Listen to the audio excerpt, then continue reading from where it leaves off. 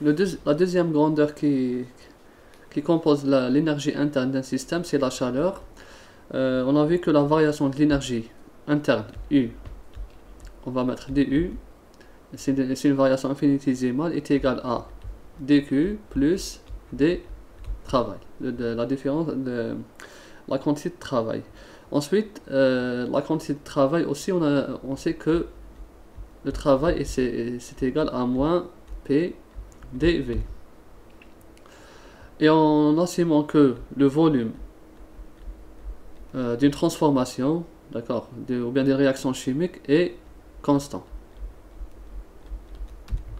Quand c'est constant, le travail s'annule, devient zéro, donc l'énergie interne devient égale à dQ. Et comme c'est à volume constant, donc la variation à la fin, on aura est égale à QV. On va mettre juste le V ici pour dire que c'est à volume constant. Maintenant, on voit bien à partir de cette relation, on voit bien que si on veut déterminer la variation d'énergie interne de transformation d'un système, on doit déterminer la chaleur échangée. Donc en connaissant juste la chaleur échangée avec le milieu extérieur à volume constant, on aura déterminé la variation de l'énergie interne. Et maintenant, donc en connaissant la chaleur échangée avec les milieux extérieurs du système, on aura déterminé la variation de l'énergie interne. Maintenant, comment déterminer ou bien comment mesurer la chaleur à volume constant? C'est ça la question. Pour mesurer la chaleur échangée entre un système et son milieu extérieur, on utilise la méthode calorimétrique ou bien la calorimétrie. La calorimétrie, elle est utilisée pour déterminer le transfert de chaleur. On utilise la calorimétrie, c'est une méthode expérimentale pour déterminer,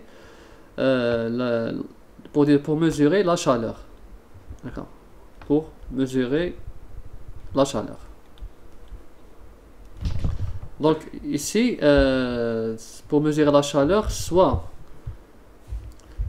pour une transformation physique comme la fusion de l'eau par exemple, ou bien pour une transformation chimique, pour des réactions où on a par exemple la combustion d'un gaz. Pour les réactions de combustion, c'est la réaction chimique.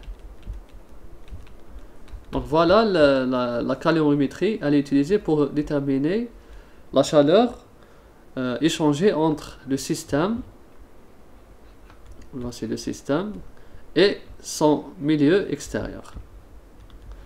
Donc ici, soit comme ça, soit comme ça. Q. Et bien sûr, ici, le volume est constant.